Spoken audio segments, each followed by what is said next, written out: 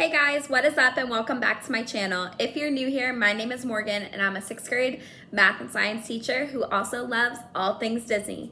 And on today's video, we are going to be talking about Turning Red, the brand new movie that has stirred up some major controversy, and we're going to see if it is really meant for kids. So let's go ahead and get into it.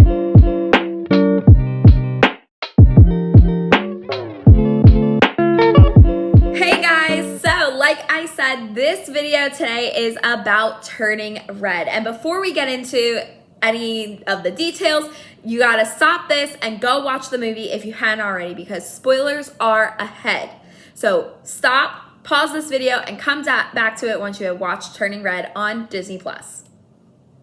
Did you watch it? Great. Now let's talk about Turning Red and this awesome collaboration. So this is a YouTube collaboration put on by Matt from Teacup for One, and this is the Toronto Pandapocalypse Collaboration, because according to the movie Turning Red, there's a giant panda apocalypse in the middle of Toronto, and this is the 20th anniversary of that panda apocalypse. So, of course, we had to celebrate it because Matt is from Toronto. I love pandas. We had to do a video for it, and I have very strong feelings on this movie. So we are definitely gonna dig into all the juicy details, but before we do that, make sure once you are done watching my video, make sure you go down into the description below and watch everyone else's video that is in this collaboration. We got all kinds of things from ears to cooking to things like this. So it's a big variety. Go down, check everyone's channels out, watch their video, give them a big like and a comment. And we thank you for your support in this collaboration. And then also you can check out Matt's t-shirt shop for his channel, where he has this lovely Toronto Pandapocalypse t-shirt. This lovely t-shirt that you can check out and buy along with all of his other merch that is both Disney and non-Disney related. They're awesome t-shirts. You're not gonna wanna miss it. So I'll leave his link down below in the description for where to buy those t-shirts for you guys. So now that that is done, let's get into this movie. This movie gave me a lot of feelings, and I have watched it like 5 times, so I feel like I have a good grasp on it. I may have fallen asleep twice while watching it, so that you can ignore 2 of those times, but I feel like I really have a good grasp on what this movie is kind of about after watching it a few times, taking it in, letting it soak in, and then going back and watching it a few more times, because I had a lot of feelings when I first watched it, and then I had a lot of feelings when I watched it again and again and again. So before I even tell you my opinion, I want to know your guys' opinion. Leave it in the comments below. Tell me what you guys think of Turning Red, because your opinion may be different from mine, or you may agree with some of the things I'm saying. But what this video is all about is this movie meant for children? Is it meant for children? Because there has been a huge controversy over Turning Red, the movie, coming to Disney+, and is it meant for children? It was on the children's streaming platform, and then it was taking off the children's streaming part of Disney+ and put only on the adult plus, and then Disney put in this new thing that's like 13 plus ages, that is your account 13 plus, for you to decide to get certain movies or not. And Turning Red is apparently not on the 13 and under channels. So we're gonna talk about all of it, because there have been a lot of opinions on this movie, and I feel like some of them are just a bit too harsh. So I'm gonna give you my opinion and the facts on the video. So I'm gonna give you first the facts about the movie, and then I'm going to give you my opinion at the very end. And I wanna preface this, these are facts that I'm going to talk about first. These are things that you can literally watch the movie and see. So it's nothing that I've come up with, it's nothing that's way out in left field that you can barely pick up on. Like, these are obvious things that you can see in the story that either, based on your opinion, are gonna make it a good children's movie or not. So let's go ahead and dig into it. So the very first thing behind this movie, there's a lot of controversy behind this movie. There is talk that Pixar versus Disney movies is like a thing in the Disney company, that they are promoting Disney movies and not Pixar movies to go back into the theaters. And Turning Red and Encanto were at the forefront of that. Everyone thought, since we were kind of like getting back into the movie scene, that Turning Red would have been released in theaters. So with their first release, they released Raya and the Last Dragon in theaters, and they chose to keep Luca on the streaming platform. Raya and the Last Dragon was a Walt Disney animated picture, and Luca was a Pixar animated picture. Well, everyone thought they only did it because Raya was a princess, it would sell really well, whatever. So everyone expected Turning Red to be released in theaters. Well, it was not. And it basically came out around the exact same time as Encanto. Encanto, a Walt Disney animated picture, was released in theaters.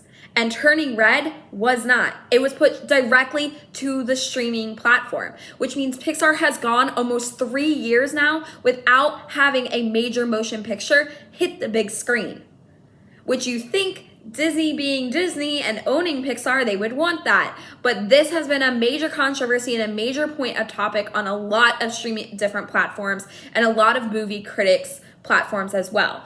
And some people argue that Turning Red may have done better had it been released in theaters. So take that for what you will. Let me know what you think about it, because I do think they are holding back Pixar films.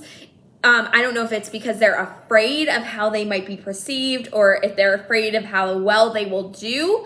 But I think if Encanto showed us anything, people are going back to the theaters. So Disney, you might as well release it all because they're gonna go. And I believe, if I'm not mistaken, Buzz Lightyear will be the first Pixar movie return since the pandemic that is hitting the actual big screen. Now, is that because it's connected to a big franchise in the Disney company being Toy Story? I don't know, but and all these other Luca and Onward, which came out during the pandemic and didn't do well at all because it came out during the pandemic, and Turning Red were brand new concept related movies. I don't know if they're holding them back because of that, or if they just think they might do better on the streaming platform. I have no idea. But Turning Red you didn't even have to pay for it. It just was straight free to watch since it came out on Disney Plus. So take that for what you will. There has been a lot of backlash on this movie about it being anti-parents. So there is a scene in the very beginning of the movie. It actually opens up with this scene where Mei Li, the main character, is saying, I do what I want when I want and no one tells me what to do, pretty much, kind of thing. And people are taking that, especially parents are taking that as you are against parents, you're sending a bad message, blah, blah, blah. And that's a big reason why people have asked, part of one of the big reasons why people have asked for it to be removed from the 13 and under part of Disney Plus. Now, I looked into this extensively. If you watch the movie more than the first 5 seconds of the movie, you will see that this is not the message they are sending at all. They are not. If anything, they send a message that you should tell your parents things and that your parents do know what's best for you, even if you don't agree. Now, there are times where they do disagree on things, but this is a coming of age film, people. This is meant to push those boundaries. It's meant to mirror real life. Real life, it's not going to be that a child listens to their parents all the time. If you think that's going to happen, I have a news flash for you. It's not. I teach middle schoolers all the time. They rarely listen to their parents. Okay, and this is exactly where the film takes place. It takes place at that 12, 13, 14-year-old age group where they are in middle school. It's the worst years of anyone's life. It's the most traumatic years of anyone's life, if you ask me. And they push boundaries because they are trying to figure out who they are. And that is what this whole film is about, is Mei Lee trying to figure out where she fits in life, where she fits in her family, and what she wants, who she wants to be. Pretty much. It is a coming of age film. And if you don't have growing pains in a coming of age film, then it's not a coming of age film. It's complete malarkey. That is my opinion. That part was my opinion.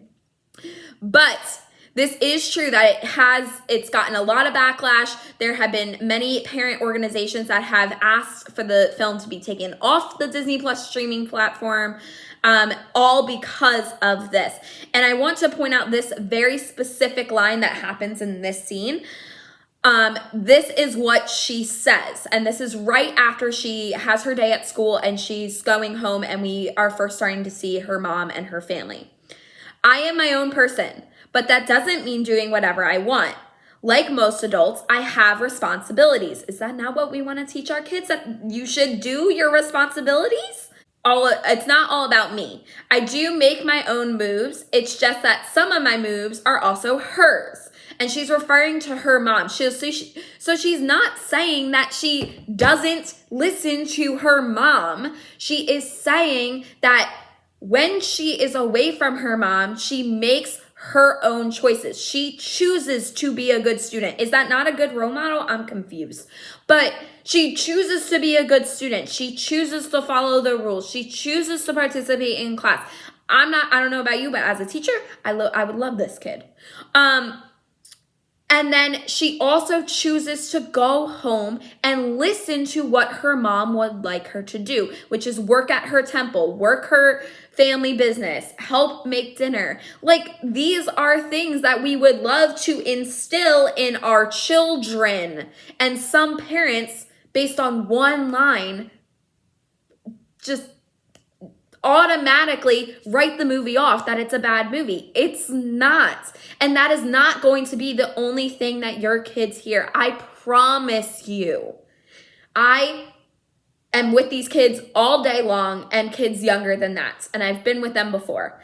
They will remember nothing of the first 5 minutes of the movie. They will remember what Mei Lee goes throughout the movie and the message it sends at the very end, which is many, many things. And they are not going to take away from this movie. There may be 1 out of 100 children that takes that singular message away. It's probably a kid that only watched the first 10 seconds of the movie.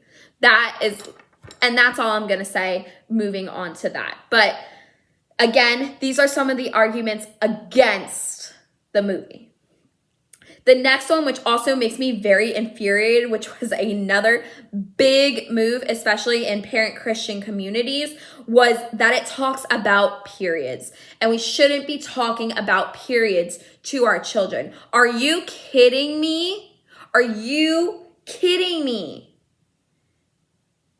Are you kidding me? Are you joking? People are saying that the red panda stands for her period because they make a small joke about it in the movie. Like, first of all, thank goodness we are talking about it, because if we keep it taboo, then it becomes one of those things that no one ever wants to talk about and girls feel ashamed for. Second of all, if you really think that a red panda, which is an actual animal, people, represents that, you are sick and should not be watching Disney movies at all. Because I did not get that till I read this. And I was like, are you kidding me? This is what people actually think of this movie and are reading into this movie. You are reading way too far into this movie. I love looking for spoilers and looking for little Easter eggs and things and hitting meanings, but that is way too far. Like, this is a kid's movie. This is meant for children. Okay? And it is meant to teach them that is something that is normal. That is going to happen to them around the age of 13 when they start to become adults. And if you don't like that, then you probably shouldn't be watching this movie. And I do have to say, it may be uncomfortable for some people to watch that scene and that part of the movie. And that is fine, but that is because we grew up in an age where all of that is very taboo, and it shouldn't be. It shouldn't be. And we are moving into an age where it's not. My kids talk about it all the time at school. And I'm just like, oh, interesting, because I would have never said that to the entire class. But they do. They just come out and say it, and they don't care. And that, great for them, because it shouldn't be something that's taboo, because it's normal and it happens to every single woman. So those are the negative things about this movie and why people want to ban this movie. But this whole video is not going to be about me ranting about why we should ban this movie, because there are many good things that come from this movie as well. This movie was written by the same creator that created the series Bao. So she is bringing in her Chinese culture, which is a culture that we don't see much of. We only have one big Disney movie, which is Mulan, really, that shows the Chinese culture. So very similar to Encanto, not only are we bringing in a new culture, but we are bringing in a new area into the Disney universe, which is Toronto, Canada, which has also never been established in the Disney universe before. So they're now they're bringing in the culture of Canada in general, that it's cold, they wear toques, they have Tamagotchis back in the 2006, I think it was, 2002, and they wear a lot of warm clothing. They have something called the Daisy Mart, apparently. They have this giant stadium where people play music. They have pop bands, which, of course, all the good pop bands and all the good singers in America come from Canada. Justin Bieber, Drake, like, come on, man.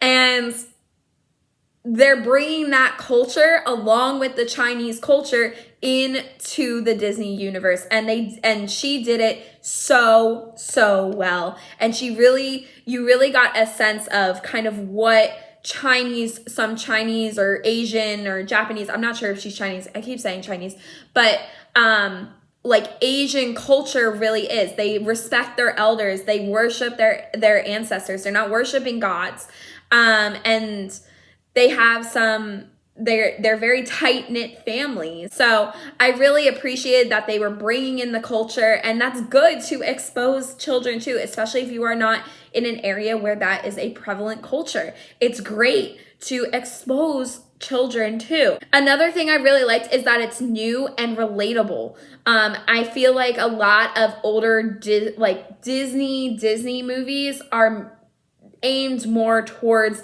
the 5, the 6, the 7, the 8-year-olds.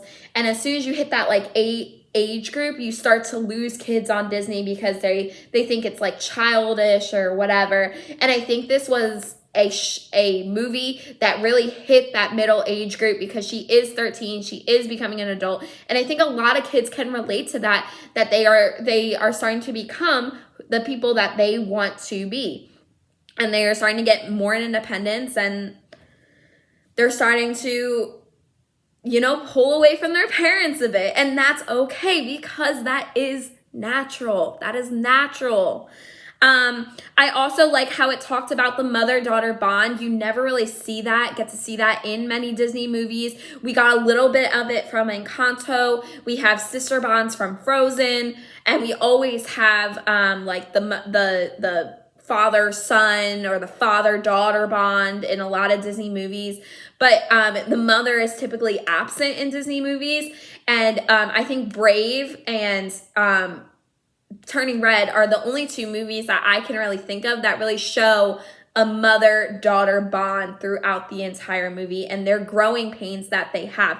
This movie is very much like Brave. It's just in a different context, in a different scene, and in a different area with a different story. I mean, they both turn into big bear-like animals. Like, come on, man. It's pretty much like Brave. Which, if you love Brave, you'll probably love this. It also brings up a topic that it brings up a lot of good educational topics here, which is why I also love this. It's a female-led story, which I think is great for today's youth. It is not a male saving a princess. It is not just a woman going out there and dominating, saying she don't need no man. This is a child that is becoming an adult and becoming a woman, and she is a female Asian minority lead who is also not like, she's not your stereotypical lead. She's not the popular girl. She's not the most interesting person. She is literally the geek of the school. And I think that is awesome, and that a lot of people can see themselves in the characters in this movie, because not a single one of them are like the popular one. They're all the geeks. They're all the weirdos that we all knew in middle school, and we all knew and we all loved, and we always kind of felt a little bit like. And I love that they showed that in this movie. I also love that they bring up the topic of a helicopter parent and how it can be damaging to a child and make a child pull away even more and hide things and keep secrets if you're not opening to listening to your child. Now, should you just give up on parenting? Absolutely not. But I think it shows that if you hover too much over your child and you force them into a way that you think is right, that you think is what they would want and what they should do, instead of letting them explore and be their own person, I think you're gonna run into a lot of the same issues that they had in the movie. I think it also talks a lot about duty and family and culture, which I've kind of already talked a lot about. She's very close to her family. She's very connected to them, and she feels bad for lying to her mother and her father about where she is going. And her aunts and her grandmother come running as soon as they see trouble. And I think that is a really beautiful thing and a really beautiful theme that is throughout this movie, that even though they live far away, they all love each other and they all just want to help each other. It's just the ways they go about that help may not be the right way in that situation and may not be what the person wanted or needed in that situation, but they're still a family at the end of the day. And I thought that was a really beautiful theme that, again, don't we want to be teaching these things to our kids? It brings up a very real fact that many kids at this age, if you don't know anything about psychology, a lot at this age, kids see their friends more as a family than their actual family, because they're trying to branch out and create new relationships and see and test their boundaries, like I said, in a healthy way, like listening to other music and doing after school clubs, fundraising, things like that, going to like innocent parties, that I think is really good, because she's very much closer to her friends, but she knows that her mom would be upset if her mom knew that, especially since her mom disapproves of her friends. So that's a very real thing that happens in a lot at this age. And I love that Disney finally is bringing that out in this movie. And it also shows that even though, which is the biggest theme throughout this whole thing, is that you can be your own person and still honor your family and choose a different path from them. Mei Li's family all gives up the red panda because it's not what they want. Yet she chooses to keep it, and she's still honoring her family. She can still be an integral part of her family and keep up what she loves to do while not giving up a piece of herself and some of the things that she loves, which I think is a beautiful message that, again, we should be teaching our children. This is something that a lot of families are struggling with nowadays, and a lot of kids at this age struggle with. I think this is really at the core of the movie, that you don't have to be an exact carbon copy of your parents for them to still love you and for you to still honor your family. And so with all of that,